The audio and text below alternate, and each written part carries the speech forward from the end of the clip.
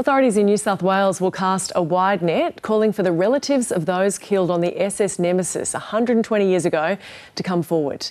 A detailed survey is set to be carried out on the wreck following its chance discovery off the New South Wales south coast. All 32 crew were killed in the incident in rough seas off Port Kembla in 1904. Tim Smith is the Director of Heritage Assessments at Heritage New South Wales, and he joins us in the studio now.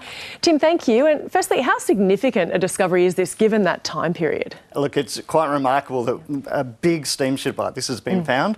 This doesn't happen every day in our day job, but it is really important because it gets that closure for hopefully families that are related to the crew that went down in this absolutely tragic event. Yeah, and you are calling for those relatives to come forward. What do you hope to achieve by that? Well, we know the names of the crew from the passenger list, the crew list, but we haven't had any direct contact with any of those families and descendants. So 120 years ago is a few generations back, but we believe there'll be people out there that have family memorabilia, perhaps photographs of the crew, because we don't know of any of the images of any of the personalities involved in the tragedy.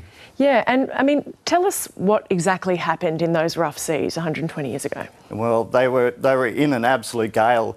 We believe actually the storm was later known as the Nemesis gale because of the tragedy of the loss. But all the ships in Sydney actually didn't go out, or those that went out of the heads quickly came back. This ship had already departed Newcastle, was en route to Melbourne. It was out in the seas.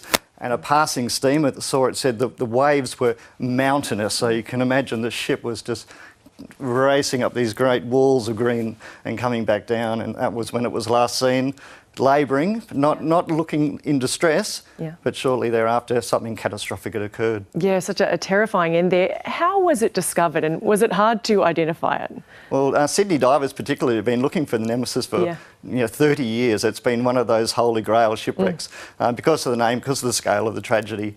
But it was found by a commercial survey company, Subsea Marine, actually based in Queensland, who were chartered to look for some containers that had fallen off container ships. And they didn't find the containers, but they found Nemesis. Yeah.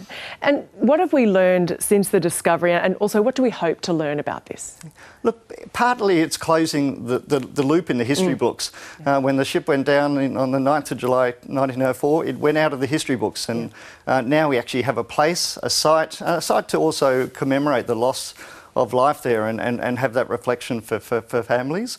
And we have an archaeological resource. The shipwreck is an amazing archaeological time capsule.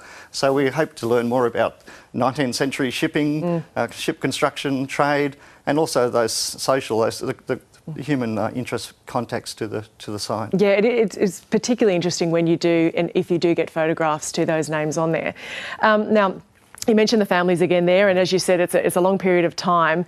But this call out to get those relatives, I mean, it spans several countries now, doesn't it? That's right. It was a ship registered in Melbourne, so we know most of the crew were based in Melbourne, although all the senior officers were from the UK, so they're United Kingdom families, and they were either living in Newcastle or Melbourne, where the ship was largely travelling to and from. But we know one of the crew was from Adelaide.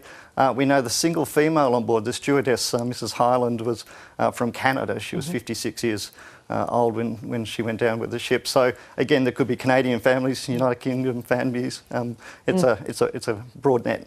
And as you wait for those relatives to get in contact, what is next in the lineup of work here for Heritage New South Wales after this discovery? Look, we continue to work with our partners on this discovery, and that's Subsea Marine, as I mentioned, and the CSIRO. We did some fabulous mapping with their research vessel. There's more archaeological work to do, so we'll hopefully get out there. It's a challenging site, really strong currents, so it's quite hard to get down to the depths, 160 odd metres.